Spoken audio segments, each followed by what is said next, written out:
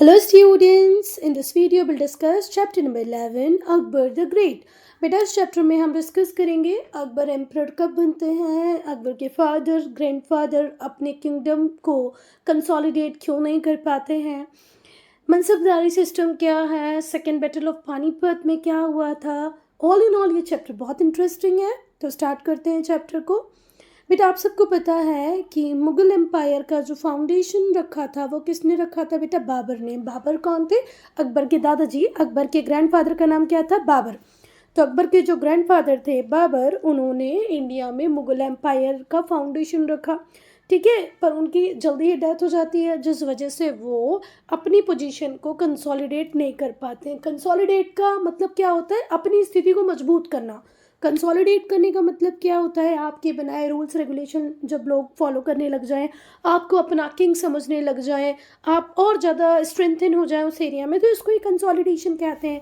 पर बेचारे बाबर को इतना टाइम नहीं मिल पाता है कि वो अपने रूल को कंसोलिडेट कर पाते, क्योंकि उनकी डेथ जल्दी हो जाती है।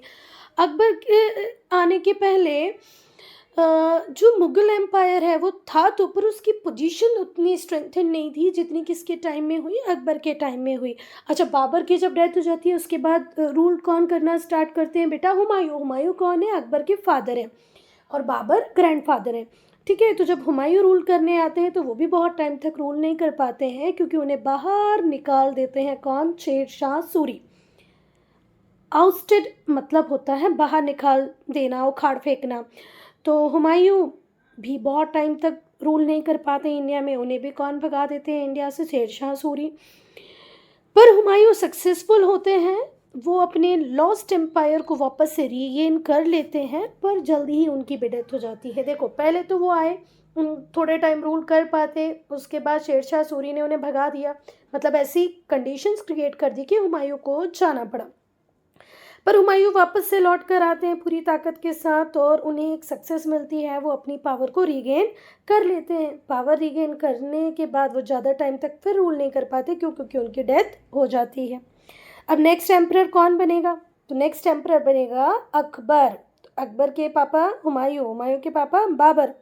अकबर सिर्फ 13 साल के थे बेटा जब हुमायूं की डेथ हो गई, ठीक है। पर अब राजा तो बनना ही था अकबर को।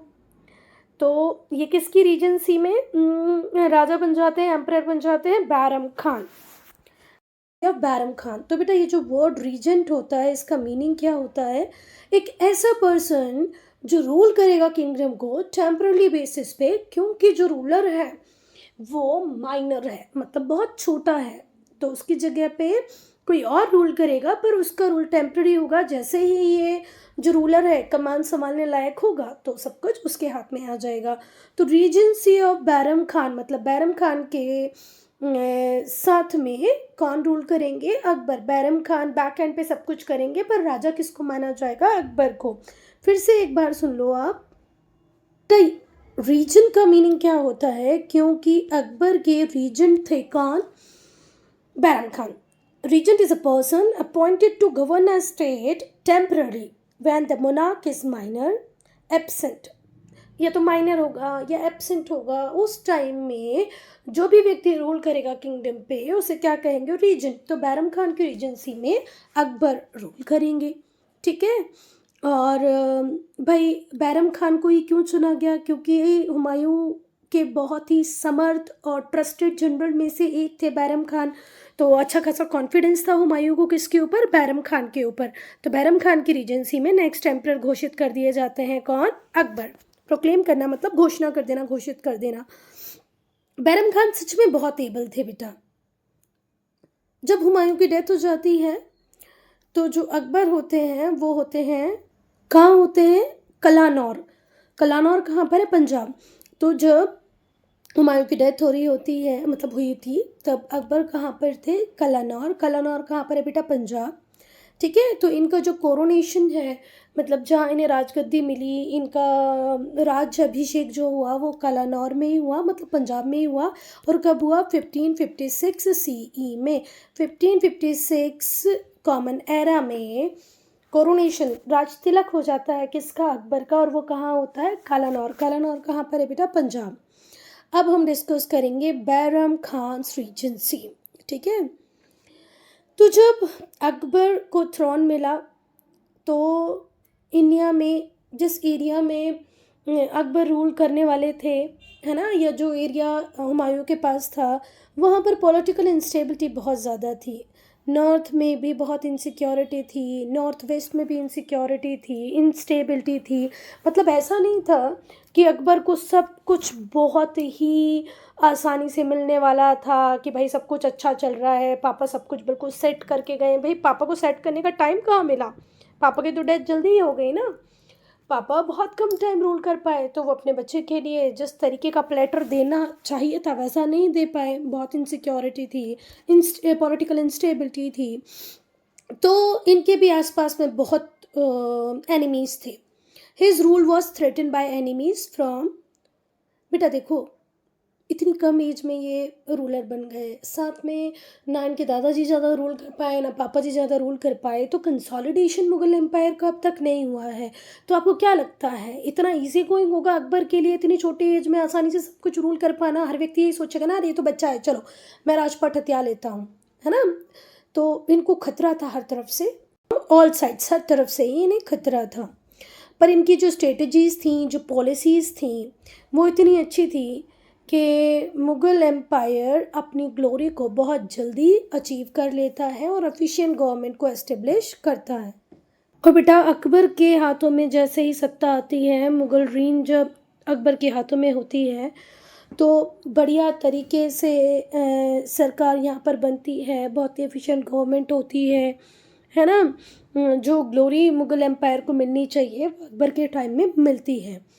जब हुमायूं की डेथ हो जाती है तो उनका जो बहुत ट्रस्टेड ऑफिशियल था जिसका नाम था बैरम खान, वो अकबर के रीजेंट की तरह काम करने लगता है। रीजेंट का मीनिंग मैं पहले आपको बता चुकी हूँ।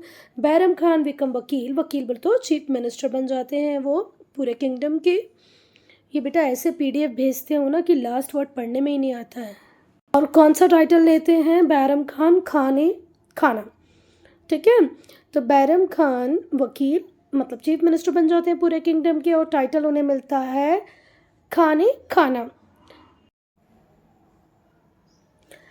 अंडर बैरम खान्स गाइडेंस, बैरम खान के गाइडेंस में अकबर इमीडिएटली टेरिटरीज़ को सीज़ करना स्टार्ट कर देते हैं थ्रू आउट इंडिया। सीज़ करना मतलब कैप्चर कर लेना, एनेक्स कर लेना। तो बैरम खान की रीजेंसी में, बैरम खान के गाइडेंस में अकबर बहुत ही जल्दी आसपास की बहुत सारी टेरिटरीज़ को अपने एम्पायर में मिला लेते हैं। मतलब बहुत कुछ अकबर जीत जाते हैं, ठीक है। अब हम पढ़ेंगे सेकेंड बैटल ऑफ पानीपत। बेटा जब हम बैरम खान के अचीवमेंट्स की बात करते हैं तो उनकी अचीवमेंट को सेकेंड बैटल ऑफ पानीपत के बिना कह पाना मुश्किल है। बहुत कुछ अचीव किया बैरम खान ने अपनी लाइफ में, उसमें से मेन था सेकेंड बैटल ऑफ पानीपत, जहाँ पर वो हेमू को हरा देते हैं, ठीक है। फिर से ध्यान से सुनो कि जो सबसे बड़ा अचीवमेंट है बैरम खान का वो यही है कि वो हेमू को हरा देते हैं और अफ़गान फोर्सेस को पीछे की तरफ धकेल देते हैं। कब? सेकेंड बैटल ऑफ पानीपत में। ये कब होता है बेटा? 1556 सी में, ठीक है। ध्यान रखना, सेकेंड बैटल ऑफ पानीपत हुआ है 1556 सी में, जब अकबर की तरफ से लड़ रहे होते हैं बैरम खान और वो हेमू और अफ़गान फोर्सेस को हरा देते हैं। हेमू चीफ मिनिस्टर और जनरल था अफ़गान रूलर आदिल शाह का। आदिल शाह एक बहुत बड़े अफ़गान रूलर थे, उनका मिनिस्टर और जनरल था कौन? हेमू। तो यहाँ पर एक दो बातें बहुत ध्यान से सुनना बेटा। हेमू चीफ मिनिस्टर और जनरल था अफ़गान रूलर का जिसका नाम था आदिल शाह। ये एक सीरियस थ्रेट था मुग़ल एम्पायर के लिए, क्योंकि जब हुमायूं की डेथ हो जाती है तो हेमू को ऐसा लगने लगता है कि ये बहुत इजी है ना, दिल्ली अब मेरा हुआ, अब कोई नहीं देखने वाला, अकबर इतना छोटा है क्या कर लेगा वो। तो उसने दिल्ली के ऊपर कंट्रोल किया, अजमेर के ऊपर कंट्रोल किया मुग़ल फोर्सेस को हरा के, ठीक है। और अपने आप को इंडिपेंडेंट रूलर भी अज्यूम कर लिया, डिक्लेयर कर लिया और बढ़िया सा टाइटल ले लिया। टाइटल था हेमचंद्र विक्रमादित्य। हेमचंद्र विक्रमादित्य। फिर से ध्यान से सुनो, बहुत ही शॉर्ट पीरियड के लिए हुमायूं की डेथ के बाद जो हेमू होते हैं वो टाइटल ले लेते हैं किसका, हेमचंद्र विक्रमादित्य का, दिल्ली और अजमेर पे कंट्रोल करने के बाद किसको हरा के, मुग़ल फोर्सेस को हरा के। पर बैरम खान ज़्यादा टाइम नहीं देते हेमू को, है ना, वो अपनी पोजीशन को कंसोलिडेट कर ही नहीं पाता है। क्यों? तो बैरम खान बड़े होशियार थे, उन्होंने ज़्यादा टाइम ही नहीं दिया हेमू को कि वो अपने रूल रेगुलेशन बना पाता, अपनी पोजीशन को कंसोलिडेट कर पाता। जल्दी ही वो उसके साथ लड़ने पहुंच गए। नवंबर 1556 में जो मुग़ल फोर्सेस थी और जो हेमू की आर्मी थी वो पानीपत में मिलती हैं और सेकेंड बैटल ऑफ पानीपत ख़त्म होता है हेमू की हार से और डेथ से भी। ठीक है, फिर से मैं कहूँगी बैरम खान ने ज़्यादा रूल करने ही नहीं दिया हेमू को, उसको उसकी पोजीशन कंसोलिडेट करने ही नहीं दी। नवंबर 1556 में तो मुग़ल फोर्सेस हेमू को हरा कर, उसे मार कर अपना एरिया वापस ले लेती हैं सेकेंड बैटल ऑफ पानीपत में। ठीक है, और इस बैटल से जो अफ़गान पावर थी वो पूरी तरह क्रश हो जाती है, जो बहुत ही बड़ा खतरा थी मुग़ल एम्पायर के लिए। अब मुग़ल एम्पायर को जो चारों तरफ से थ्रेट मिल रही थी उसमें एक तरफ तो कम हो गया था क्योंकि अफ़गान फोर्सेस को बुरी तरीके से डिफीट मिली थी। ठीक है, मतलब एक साइड का खतरा तो अब मुग़ल एम्पायर ने ख़त्म कर दिया था। बाद में लाहौर, मुल्तान, अजमेर, जयपुर, ग्वालियर को भी कनकर किया अकबर ने under the reign of regency of Bairam Khan, not regency, do remember. देखो, बाद में लाहौर, मुल्तान, अजमेर, जयपुर, ग्वालियर को भी कनकर किया किसने, बैरम खान ने। ठीक है, मतलब अकबर ने किया पर पावर सारी मतलब किसके पास थी, बैरम खान के पास थी, है ना, अकबर तो माइनर थे। तो बैरम खान ने अकबर को इतना एरिया जीत कर दिया। अब हम अकबर के रूल को पढ़ेंगे बेटा। तो 1560 सी में जब अकबर 18 साल के हो जाते हैं तो बैरम खान को रिमूव कर देते हैं उनके पोजीशन से, क्योंकि अब अकबर मेजर बन गए हैं। ठीक है, जब आप मूवीज़ में देखेंगे, सीरियल्स में देखेंगे तो यहाँ पर थोड़ी कंट्रोवर्सीज़ भी आपको दिखाई पड़ेंगी, पर हम कंट्रोवर्सी में नहीं जाते हैं कि भाई कैसे बाद में अकबर और बैरम खान के रिलेशनशिप ख़राब हुए, वो आप छोड़ दो। बस इतना ध्यान रखो कि 18 ईयर में अकबर जब मेजर हो जाते हैं तो बैरम खान को उनकी पोजीशन से हटा देते हैं और उन्हें मक्का भेज देते हैं। उसके बाद पूरा एडमिनिस्ट्रेशन का इंचार्ज अकबर के हाथों में ही आ जाता है और वो अपनी टेरिटरी को बहुत दूर दूर तक एक्सपांड कर लेते हैं। अब हम टेरिटोरियल एक्सपांशन की बात करेंगे, मतलब अपनी बाउंड्रीज़ को बढ़ाना, है ना, जो टेरिटरी आपके पास है उसके एरिया को और ज़्यादा बढ़ा देना।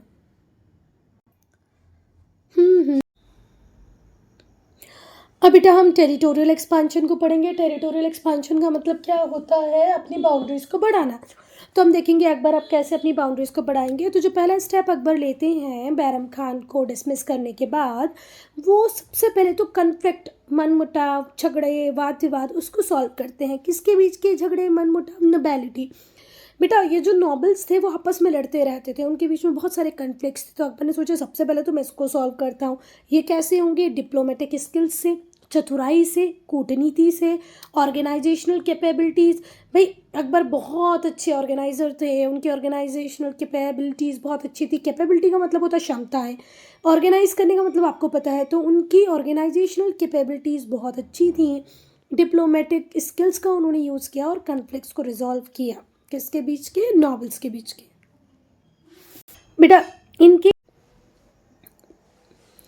बेटा अकबर ने ऐसे ही समझदारी से एक और रिवोल्ट को सप्रेस किया जो उनके हाफ ब्रदर के साथ था। हाफ ब्रदर कौन थे, मिर्ज़ा हाकिम। हाफ ब्रदर का मतलब क्या होता है बेटा, सौतेला भाई। ठीक है, जहाँ पर आप अपने एक पेरेंट को शेयर करते हैं, है ना। मतलब अकबर के जो पापा थे वो मिर्ज़ा हाकिम के भी फादर थे, पर अकबर की जो मदर थी वो मिर्ज़ा हाकिम की मदर नहीं थी। सौतेले भाई थे मिर्ज़ा हाकिम, किसके, अकबर के। तो अकबर के एक हाफ ब्रदर मिर्ज़ा हाकिम, उनके साथ जो रिवोल्ट था अकबर का, उसको भी उन्होंने पूरी तरह सप्रेस किया। और मिर्ज़ा हाकिम गवर्नर हुआ करते थे काबुल के। और जो उज़्बेक्स थे वो भी बहुत अनहैप्पी थे अकबर से, क्योंकि अकबर का जो स्टेचर था वो बहुत ज़्यादा बढ़ता जा रहा था।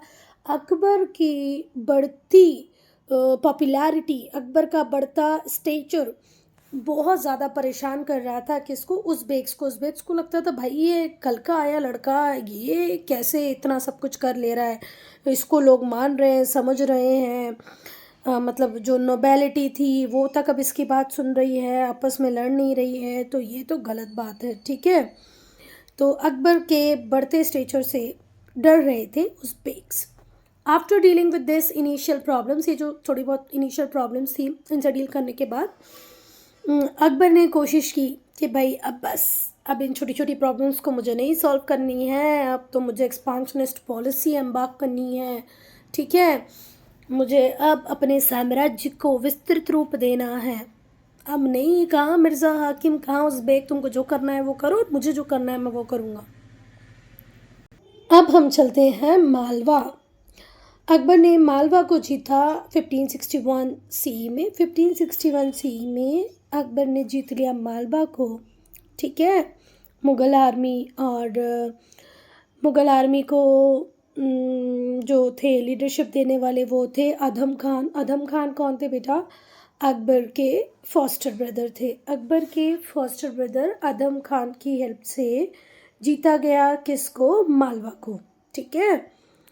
मालवा जीतना बहुत आसान तो नहीं था, पर अधम खान भी बहुत कैपेबल थे, इसीलिए वो काम वो आसानी से कर पाए। यहाँ एक नई टर्म आ गई, फॉस्टर ब्रदर। इसका मीनिंग क्या होता है बेटा? फॉस्टर ब्रदर में ऐसा होता है कि वो आपका बायोलॉजिकल भाई नहीं है, ना तो आपकी मम्मी, ना ही तो आपके पापा, कहीं से उसका कोई रिलेशनशिप नहीं है। बस ये है कि वो आपके साथ पाला गया हो। मतलब हम किसी और बच्चे को अपने साथ रख लेते हैं ना, मुंह बोला भाई बोल दो, पालक भाई बोल दो, मतलब वो आपसे बायोलॉजिकली जुड़ा हुआ नहीं है, पर पला बड़ा वो आपके साथ है, ठीक है बेटा। जो अफगान रूलर थे मालवा के, उनका नाम था बाज बहादुर। तो बाज बहादुर खुद तो भाग गए, क्योंकि वो तो सामना नहीं कर पाए अधम खान का। खुद तो भाग गए और अपनी प्रजा को, अपने सब्जेक्ट को छोड़ गए माइटी मुगल्स के मर्सी पर। अब माइटी मुगल्स उनके साथ जो करें, वो बेचारे क्या ही कर सकते हैं, क्योंकि उनका राजा तो पहले ही भाग गया। क्या था उनका राजा, क्या नाम था उसका? बाज बहादुर, अफगान रूलर था। वो मालवा के लोगों को मरने छोड़कर खुद भाग गया। मालवा को एनेक्स कर लिया और बाज बहादुर को बाद में अपॉइंट किया गया एक बहुत हाई पोस्ट पे अकबर के कोर्ट में। देखो कैसे होता है यार, कुछ भी होता है। चलो, मालवा एनेक्स हो गया, बाज बहादुर को भी वापस बुलाकर उन्हें अपॉइंट कर लिया गया एक हाई पोस्ट पे अकबर के कोर्ट में। Conquest of Gondwana. 1564 सी में अकबर ने मुगल आर्मी भेजी कि जाओ गोंडवाना जीत के आओ। पर गोंडवाना जीतने जो मुगल आर्मी गई थी, अकबर की जो आर्मी गई थी, उसे टफ रेसिस्टेंस मिला। रेसिस्टेंस का मतलब ईजी नहीं था उनके लिए गोंडवाना जीत पाना। रेजिस्टेंस मतलब रोकना। तो उन्हें रेसिस्ट करने में, उनको रोकने में सफल रही गोंडवाना की रानी। गोंडवाना की रानी का नाम क्या था? रानी दुर्गावती, ठीक है। हमारे क्या कहते, मतलब अच्छा खासा विरोध किया था किसने? रानी दुर्गावती ने। और बेटा हमारे इंडिया में रानी दुर्गावती यूनिवर्सिटी भी है, ठीक है। चलो, तो अकबर के लिए बहुत आसान नहीं था गोंडवाना जीतना, क्योंकि वहाँ रानी दुर्गावती लड़ने को तैयार थी। वो रीजेंट थी। अभी रानी कैसे रूल कर रही होगी आपके दिमाग में आ रहा होगा। तो राजा की डेथ के बाद जो बच्चा होता है, मतलब जो होने वाला राजा होता है, वो बहुत छोटा होता है, माइनर होता है। तो उसके बिहाफ पे उसके रीजेंट बन के रूल कर रही थी रानी दुर्गावती। तो रानी दुर्गावती ने अच्छा विरोध किया मुगल आर्मी का, और क्या ही कर सकती थी, बाद में उनकी कैपेसिटी तो लिमिटेड थी ही ना।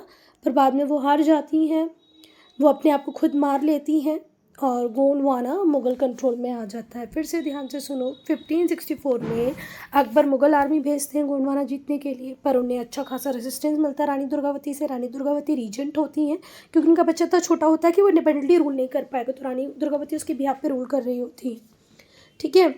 रानी रेसिस्टेंस तो बढ़िया देती हैं, पर बाद में हार जाती हैं। खुद को वो स्टैब कर लेती हैं, चाकू मार लेती, खुद से मर जाती हैं, मतलब सुसाइड कर लेती हैं, और या वीर गति को प्राप्त हो जाती हैं, ऐसे बोलना चाहिए। सुसाइड तो गलत वर्ड होगा यहाँ यूज़ करने के लिए। वो अपने आप को खुद मार लेती हैं और गोंडवाना मुग़ल्स को मिल जाता है। अब बेटा हम पढ़ेंगे राजपूताना, ठीक है। तो राजपूत के साथ बहुत ज़्यादा लड़ने की इच्छा थी नहीं अकबर की। अकबर चाहता था कि भाई किसी और तरीके से अगर वो राजपूत को जीत सकता है तो वैसे जीत ले। उसने राजपूत किंग्स को इंडक्ट किया मुग़ल सर्विसेज में। इंडक्ट करना मतलब लेके आना। तो वो राजपूत किंग्स को मुग़ल सर्विसेज ऑफ़र करते हैं, उन्हें बहुत बढ़िया ट्रीटमेंट देते हैं, ठीक है। जैसा मुग़ल नोबेलिटी को ट्रीटमेंट मिलता था वैसा के वैसा एट पार, मतलब सेम सेम ट्रीटमेंट उन्होंने राजपूत्स को दिया। और बहुत सारे राजपूत्स को मुग़ल सर्विसेज में इंडक्ट भी किया, लेकर आए। बेटा जो अकबर थे उन्होंने मैट्रिमोनियल अलाइंसेस किए राजपूत किंग्स के साथ। मतलब आपको पता होगा, अगर आपने जोधा अकबर देखी होगी तो अब कुछ लोग बोलते हैं जोधा है ही नहीं, जोधा कोई थी ही नहीं, वो हरका बाई थी जो अकबर की पत्नी थी। तो भले ही वो हरका बाई हो या जोधा हो, पर राजपूत तो थी ना उनकी पत्नी। तो राजपूतों के साथ इन्होंने कोशिश की कि भाई हम लड़े नहीं तो हम मैट्रिमोनियल अलाइंस कर लें, मतलब शादी के थ्रू हमारा लड़का तुम्हारी लड़की, तुम्हारी लड़की हमारा लड़का, ऐसे करके हम रिश्ते में आ जाएं, रिलेशनशिप बना लें। तो मैट्रिमोनियल अलाइंसेस किए इन्होंने राजपूत किंग्स के साथ। राजा भारमल जो आमेर के राजा थे उनकी बेटी के साथ शादी की थी अकबर ने। अब उसी के नाम से कंट्रोवर्सी बनती है कि वो जोधा नहीं थी, वो हरका थी, वो हरका नहीं थी, जोधा थी, वट इट में भी। पर आपको इतना याद रखना कि पापा थे राजा भारमल, जयपुर आमेर के राजा थे, उनकी बेटी के साथ अकबर की शादी हुई थी। अकबर ने सेकुलर पॉलिसी अपनाई थी टुवर्ड्स हिंदूज़। अकबर बहुत ज़्यादा डोमिनेटिंग नहीं थे, रिलीजन को लेकर बहुत ज़्यादा टॉलरेंट थे। तो उनकी जो पॉलिसी थी वो सेकुलर थी हिंदूज़ के लिए। इवन उन्होंने क्या किया, एक और शादी की थी किसके साथ, राजा उदय सिंह जो मेवाड़ के थे उनकी बेटी के साथ भी शादी अकबर ने की थी। बेटा ये लाइन तो बहुत कंफ्यूजिंग है भाई, मैं इस लाइन के साथ जाना नहीं चाहूँगी। क्या बोला, he also married the daughter of Raja Uday Singh of Mewar. ये मुझे गलत ही लग रहा है, ऐसा तो हमने कहीं नहीं सुना, क्योंकि राजा उदय सिंह के बेटे थे महाराणा प्रताप, और महाराणा प्रताप और अकबर की अच्छी खासी दुश्मनी चली है। तो ये लाइन क्यों लिखी मुझे नहीं पता, आप इसको एक बार अपने टीचर्स से डिस्कस करें। हो सकता है मैं गलत हूँ बेटा, या इसको इसके लिए एविडेंसेस देखो कि क्या है, बट मैं इस लाइन के साथ नहीं जाऊँगी, ठीक है। पता नहीं क्यों, या कुछ और मैं गलत समझ रही हूँ, पता नहीं। बहुत सारे जो राजपूत किंग थे उन्होंने अकबर की सुप्रीमेसी को रिकॉग्नाइज़ कर लिया था। कोई भी राजपूत राजा सीधे सीधे अकबर से लड़ने नहीं जाता था, क्योंकि उसको पता है कि भाई इतनी बड़ी सेना है, मैं हार ही जाऊँगा। तो उन्होंने उसकी सुप्रीमेसी वो लॉर्डशिप को एक्सेप्ट कर लिया था। बाद में अकबर को राजपूत्स ने हेल्प किया अकबर के किंगडम को एक्सपांड करने में, कंसोलिडेट करने में, मुग़ल एम्पायर को कंसोलिडेट करने में, मुग़ल एम्पायर को एक्सपांड करने में। बाद में राजपूत्स ने बहुत हेल्प की अकबर को। तो राजपूत पॉलिसी जो थी अकबर की वो बहुत यूनिक थी, ठीक है।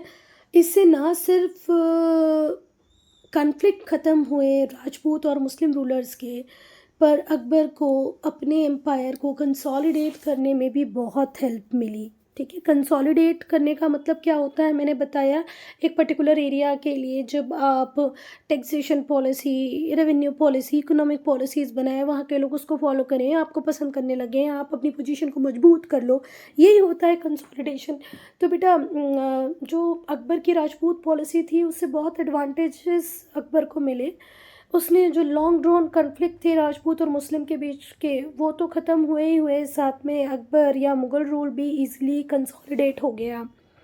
इसकी वजह से हमने देखा कंपोजिट कल्चर का डेवलपमेंट भी होता है। Conflict with Maharana Pratap. Now conflict with Maharana Pratap.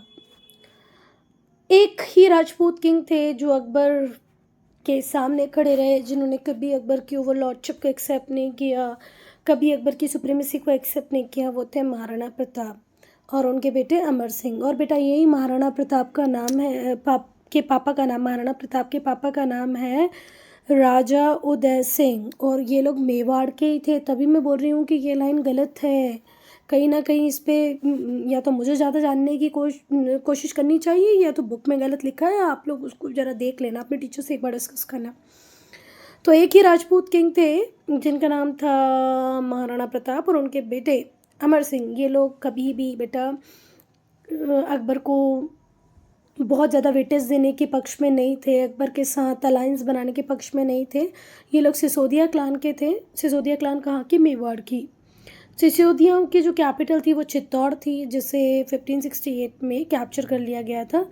Rana Uday Singh वो तो वहाँ से भाग निकले, मुग़ल अटैक जब चित्तौड़ पे हुआ, और अपने लॉयल कमांडर जयमल को वहाँ इंचार्ज बना के छोड़ गए थे।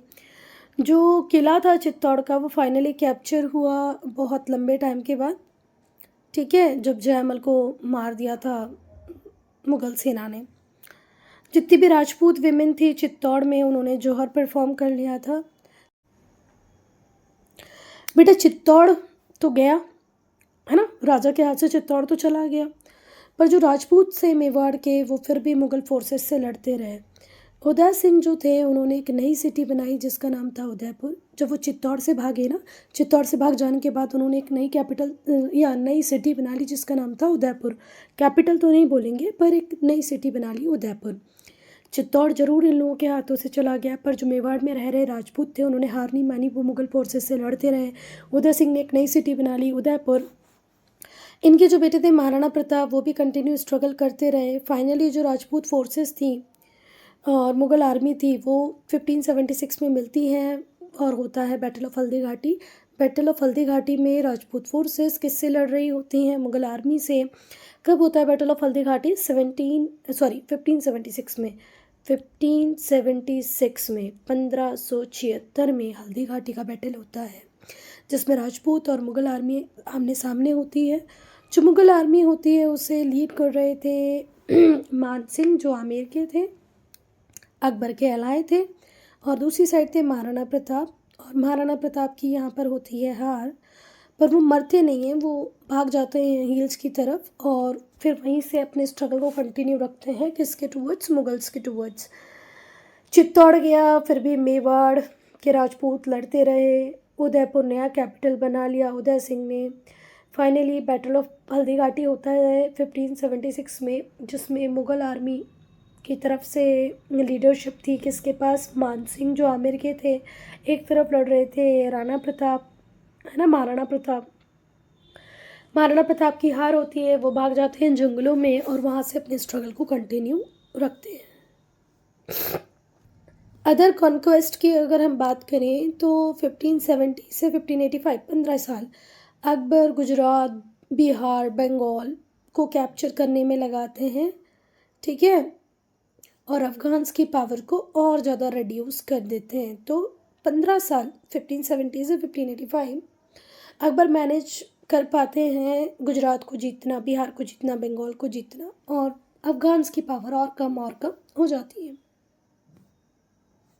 फिर बेटा 1585 से 1591 अकबर एस्टेब्लिश कर लेते हैं अपने कंट्रोल को काबुल, कांधार और कश्मीर, सिंध पर। सिंध, कश्मीर, कांधार और काबुल भी अब अकबर के हाथों में आ जाता है। कब से कब तक के बीच में? 1585 से 1591, 1585 से 1591 के बीच। बहुत दूर दूर वाले एरिया भी अकबर के पास आ जाते हैं, जैसे कश्मीर, सिंध, काबुल और कांधार। 1590 में जो अकबर होते हैं वो प्लान करते हैं अपनी डेक्कन पॉलिसी। वैसे भी डेक्कन सबके लिए थोड़ा मुश्किल टास्क ही होता है, फिर अकबर ट्राई करते हैं चलो अब डेक्कन की तरफ चलते हैं।